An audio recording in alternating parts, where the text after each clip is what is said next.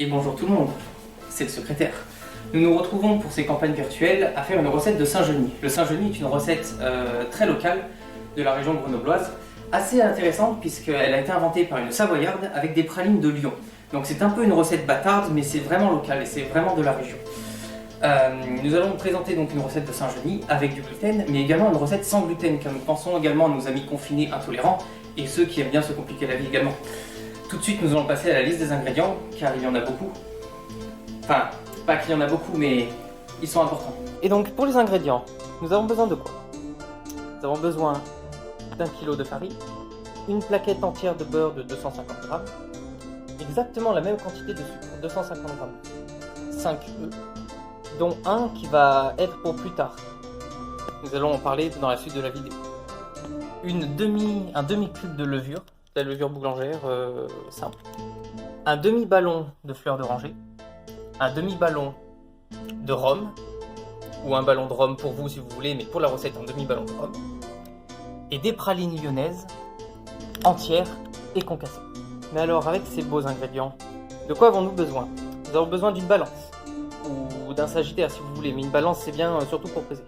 Vous avez besoin d'un bol, d'un grand saladier, c'est plutôt important, de 2 bols doseurs.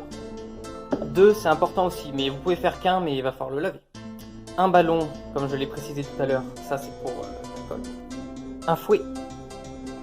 Une cuillère, alors une cuillère en métal ou en bois, ce que vous voulez, le but il va falloir touiller avec, mais et un torchon, ça c'est vraiment très important. Nous pouvons faire 4 Saint-Genis. Pourquoi les faire par 4? Car en fait la recette est assez longue, la préparation est longue et surtout le temps de repos est assez long. Donc il vaut mieux les faire 4 par 4, car comme ça on économise du temps. Ceci dit, au point où on en est, le temps c'est pas ça qu'on manque, n'est-ce pas? On va casser 4 œufs. Bien sûr, on utilise le bol pour vérifier qu'ils sont bons. On casse un par un et on met dans le saladier.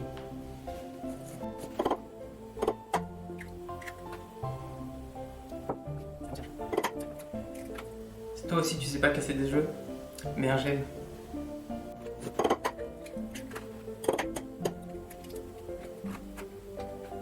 Une fois que vous avez cassé vos 4 œufs et que vous les avez mis un par un dans le saladier, il faut touiller.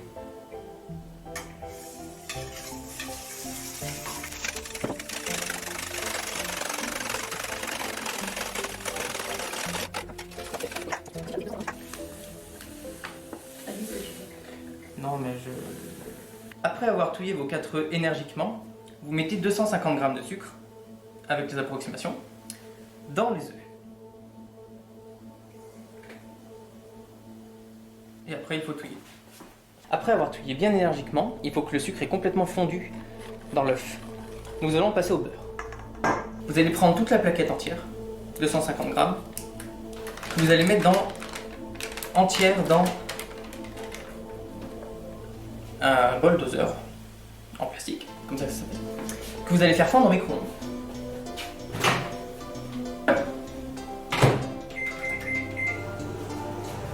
Pendant que le beurre est en train de fondre, nous allons prendre le cube de levure boulangère fraîche. Nous allons le couper en deux.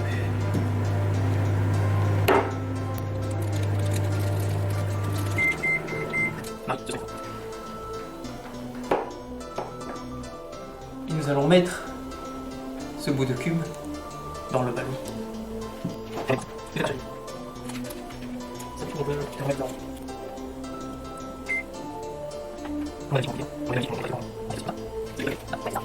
Une fois que vous avez émietté la levure de boulangère fraîche, vous mettez de la fleur d'oranger. Le but est de remplir à peu près la moitié du ballon.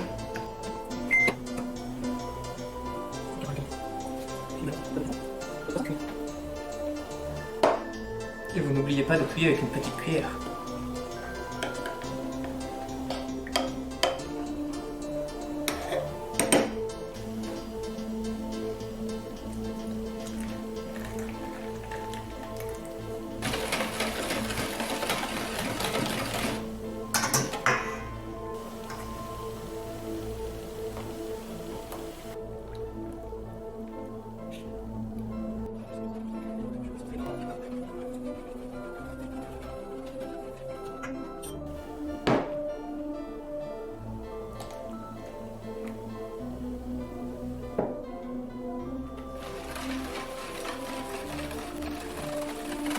Une fois tous les ingrédients incorporés à la préparation, vous devez avoir une pâte liquide qui doit ressembler à peu près à ceci. Maintenant, nous allons rajouter la farine. L'étape qui arrive est assez longue puisqu'elle va consister à mettre ce kilo de farine dans cette préparation. Pour cela, nous allons nous y prendre petit à petit. Vous mettez d'abord un peu de farine et vous touillez énergiquement. Donc le but c'est que ça soit homogène à chaque fois.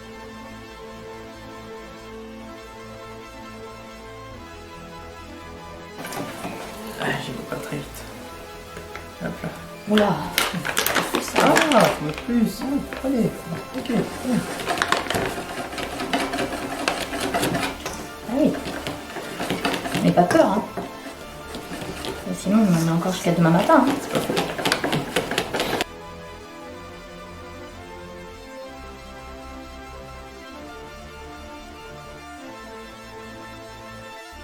Quand ça devient trop dur, on y met les mains. Je vais me laver les mains. Je vais finir à la main.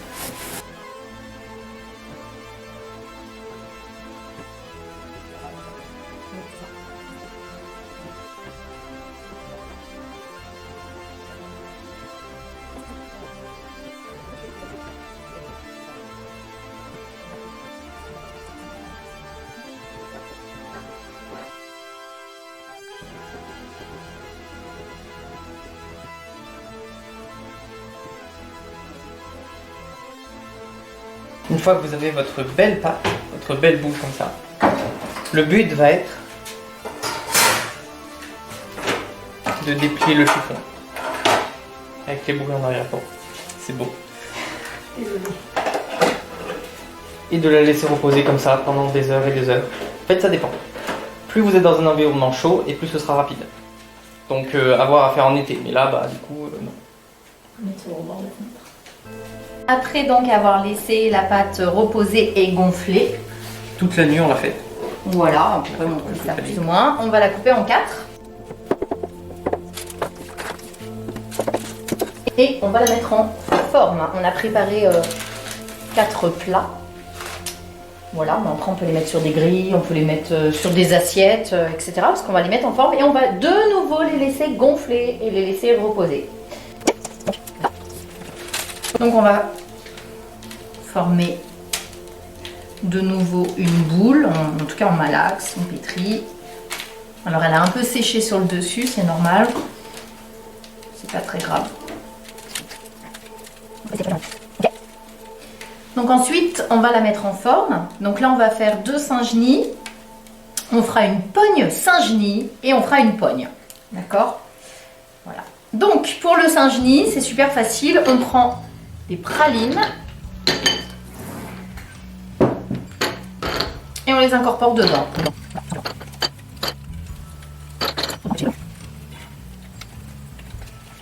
Petite astuce, les pralines ça coûte très cher. Du coup, ce qu'on peut c'est ajouter de la brisure de praline. On va tremper hop dans le bol la brisure de praline. On va faire une boule, on met en forme et dans le pain. On peut laisser dépasser des pralines.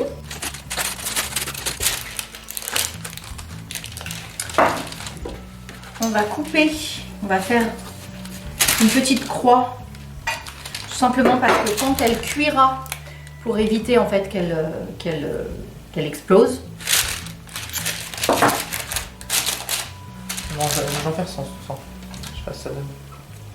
Sans brisure? Sans brisure. Ok, très bien. Donc voilà. Avant la cuisson, on rajoutera le sucre, des perles de sucre.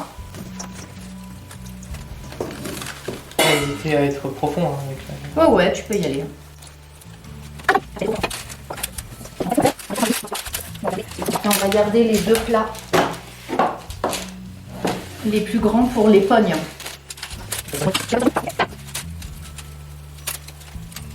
Alors la différence entre la pogne et le Saint-Genis, c'est la forme.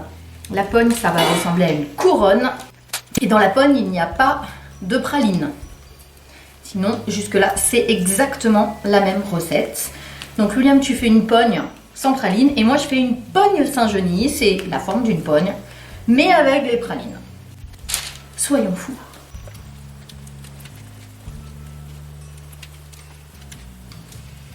Et oui, la pâte se brise un peu, il faut faire attention. Faire une couronne. C'est pas très grave si elle n'est pas forcément super régulière, ça se verra pas du tout à la cuisson et encore moins à la dégustation.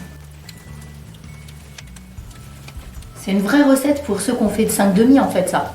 Hein, ça. Patience, Ça. rigueur. En plus, on fait une brioche en forme de couronne, ça nous rappelle. Exactement, voilà. Que vous êtes des champions. Et un certain virus à couronne également. Exactement, voilà. Alors vous pouvez vous amuser avec cette forme. Vous pouvez la faire plus écartée, plus resserrée, etc. L'été, elle gonfle énormément. Là, l'hiver, elle gonflera moins. Alors, une fois qu'elle est en forme, on va la scarifier. Alors, pareil, vous pouvez vous amuser.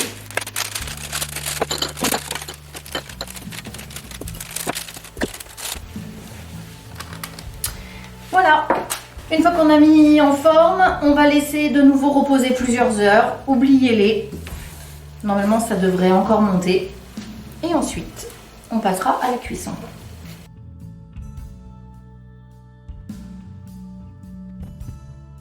Et voilà, elles ont un petit peu gonflé. Un petit peu. En été, ça marche mieux parce qu'il fait plus chaud.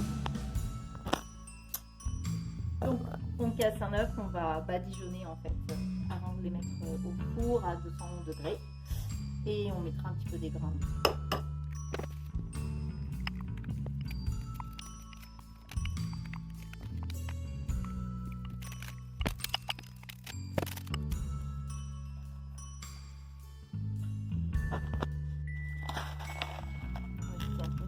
Un peu de sucre, hein. C'est pas assez sucré alors. Ça fait joli. Et on enfourne. Pareil. On va voir à l'odeur quand ça sent bon. On vérifie, quand c'est bien doré. On met laquelle? On en met une par une. On met une par une. On met celle-là.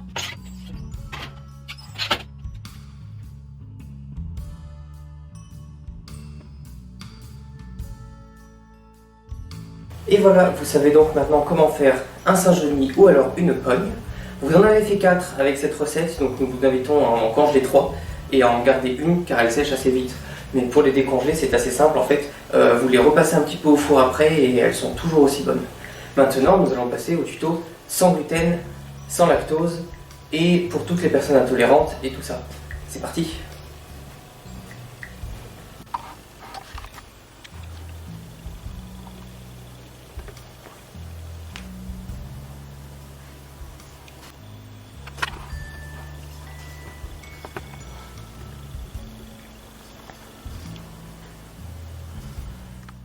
Nous allons vous présenter les ingrédients pour la recette sans gluten. Il y en a un peu plus, comme vous voyez. Alors il faudra du lait, ça peut être du lait de vache ou du lait végétal. Nous on a du lait d'avoine, c'est celui qui est ouvert. On peut faire aussi avec du lait de riz, du lait d'amande, du lait de soja, enfin ce qu'on veut. Il faudra 100 ml de lait. Il faudra 50 g de beurre ou de margarine, 2 œufs, 5 g de levure sans gluten, levure de boulanger sèche sans gluten, 4 g de sel. Et pas plus.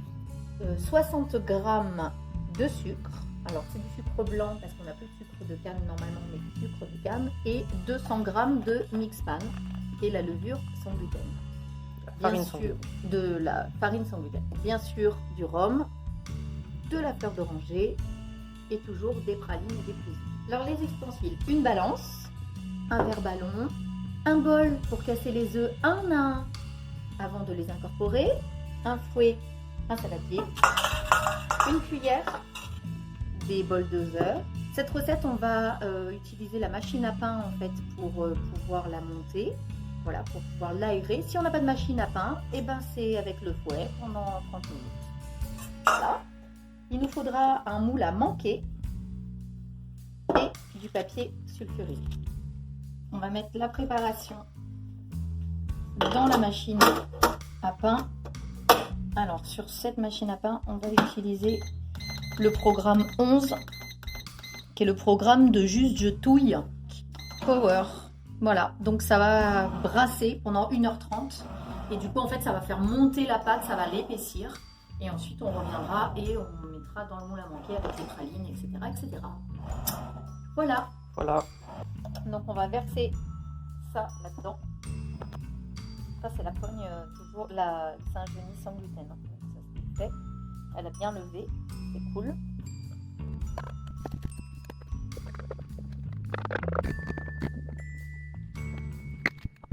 Donc, on va mettre les pralines.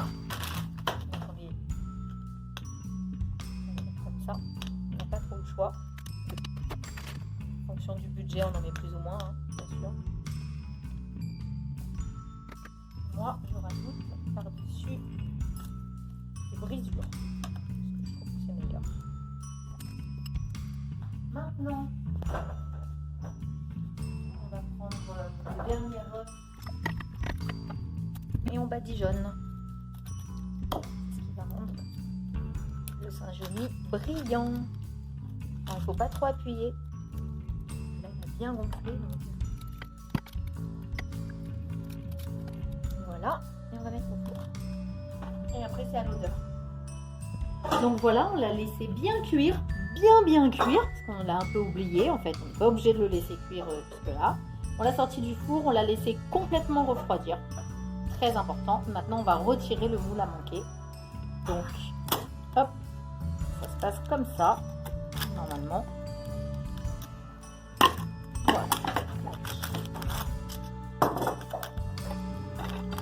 Voilà. Il faut vraiment qu'il soit refroidi complètement, sinon il se brise. Voilà. Retirer même le papier.